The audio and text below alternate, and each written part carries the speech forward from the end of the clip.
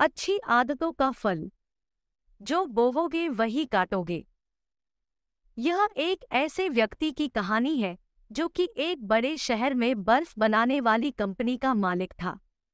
हर दिन की तरह जब शाम को कंपनी में काम खत्म हुआ और सभी कामगार अपने अपने घर जाने लगे, तब मालिक ने सोचा कि एक बार मैं कंपनी के अंदर घूम कर देख लो कि सब सही है कि नहीं। और वह घूमते घूमते बर्फ बनाने वाले रूम में चला गया और उसके रूम में जाने के बाद उस रूम का दरवाज़ा जाम होकर अटक गया, जिसकी वजह से वह दरवाज़ा खुल नहीं पा रहा था।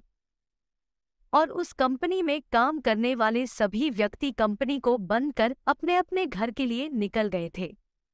अब मालिक को भी यह अंदाजा हो गया था कि वह उस रूम में बुरी तरीके से फंस चुका है और अगले 2 से 3 घंटे में वह भी बर्फ की तरह जम जाएगा। इसके बावजूद भी उसने अंदर से आवाज लगाकर लोगों को पुकारा, लेकिन उसकी पुकार किसी ने नहीं सुनी क्योंकि उस वक्त उस फैक्ट्री में कोई भी नहीं था। जिसके बाद माली थक कर बैठ गया और उसने मन ही मन भगवान को याद करते हुए कहा कि अगर मैंने अपनी जिंदगी में कोई भी ऐसा काम किया है जिससे किसी को खुशी मिली हो, तो भगवान आप मुझे इस संकट से जरूर बाहर निकालेंगे। मेरे छोटे छोटे बच्चे और मेरा पूरा परिवार मेरा इंतजार कर रहा है। यह बात करते हुए मालिक के आंखों में आंसू आ गए। अभी कुछ ही समय हुआ था तब किसी ने उस रूम का दरवाजा बाहर से खोला और जब मालिक ने उस आदमी का चेहरा देखा तो वह उस कंपनी में काम करने वाला चौकीदार था। उसे देखकर मालिक बहुत खुश हुआ। चौकीदार ने अपने मालिक को वहां से उठाकर गर्म हीटर के पास बैठाया और जब मालिक पूरी तरीके से अच्छा हो गया तो उसने अपने चौकीदार से पूछा कि तुमको कैसे पता चला कि मैं इस बर्फ वाले रूम में बंद हो गया हूँ।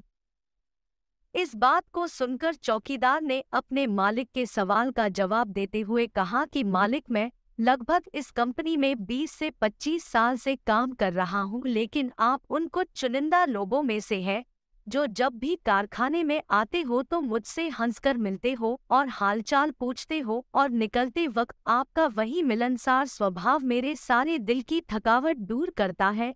जबकि अक्सर लोग मेरे पास से गुजर जाते हैं कि जैसे कि मैं हूँ।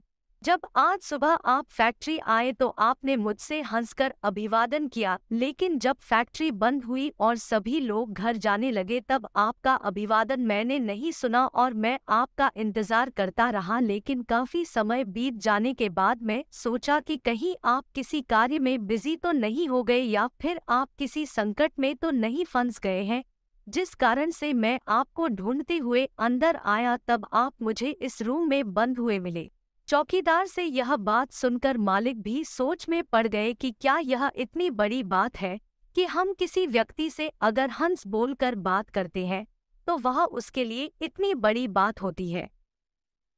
मालिक ने सोचा कि मैं अपने चौकीदार से हंस बोलकर बात करता था, इस कारण से ही आज मेरी जान बच गई और मैं अपने बीवी बच्चों और परिवार के साथ हूँ।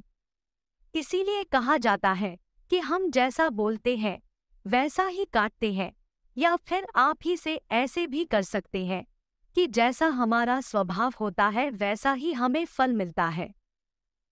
इस कहानी से हमें यह शिक्षा मिलती है कि हमें किसी भी व्यक्ति से हंस बोलकर ही बात करनी चाहिए, चाहे वह आपसे बड़ा हो, छोटा हो या फिर गरीब हो, अमीर हो। आपके केवल उस हंस बोलकर बात करने से ही उस व्यक्ति का दिन अच्छा जा सकता है।